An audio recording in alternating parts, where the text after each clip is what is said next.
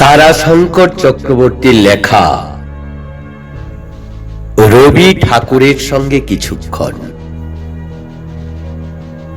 সমগ্র ভারতবর্ষে অথবা ভারতবর্ষের কোনো এক রাজ্যের জরুরি অবস্থাকে সামনে রেখেই রচিত হয়েছিল এই কবিতা।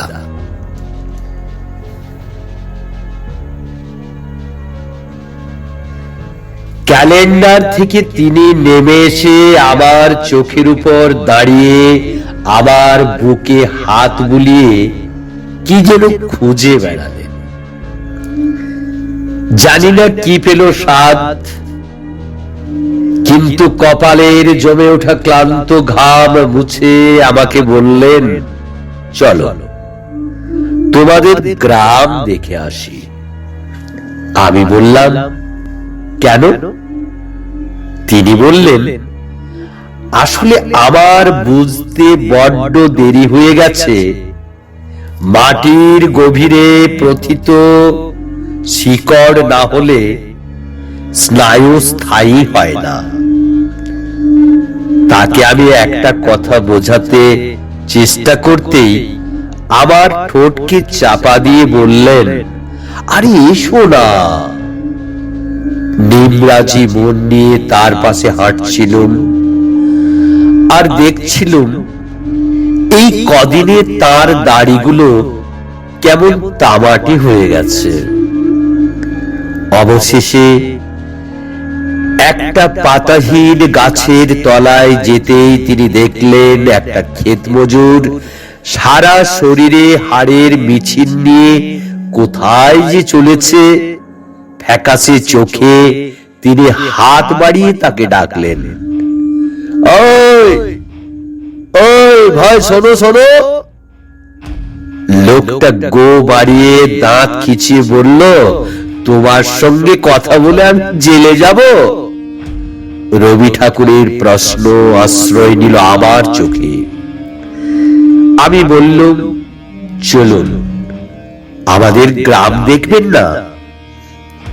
তারপর কিছু দূর যেতেই তার চোখে পা ফেলল এক চাষি বউ। তার ভাঙা কোলজোড়ে ছিল এক মৃত শিশু সন্তান।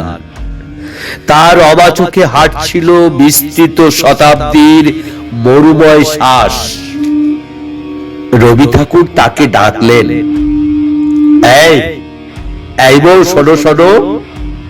দু চোখের বালি সরিয়ে যেতে যেতে গজ গজ করে বলে, কি কথা শুনবো রে মুখ পোড়া, কি কথা শুনবো? তোরা তো আজীবন কথা শুনিয়ে এলি, আমাদের হেসেল ঘরে গেলি। চাষি বউ আর রবি ঠাকুরের প্রশ্ন এক হয়ে এত লম্বা হয়ে গেল, তাকাতে গিয়ে আবার ঘাড় ধরে এলো। আমি বললাম, চলুন, আমাদের গ্রাম দেখবেন না?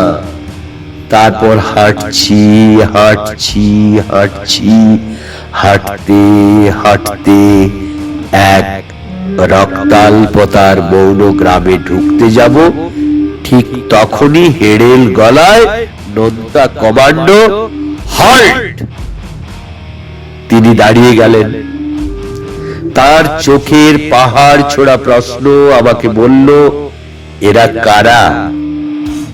আমি ফিস ফিস করে বললুম, সিআরপি মিলিটারি।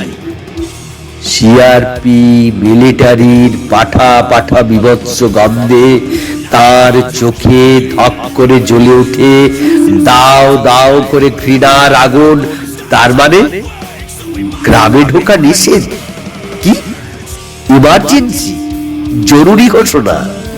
একসাথে পথ চলা, কথা বলা নিষেধ? হ্যাঁ হ্যাঁ। তিনি ধপ করে বসে পড়ে আমাকে প্রশ্ন করেন, আচ্ছা এটা ভারতবর্ষ তো? আমি বললাম, কেন, আপনার কি সন্দেহ আছে?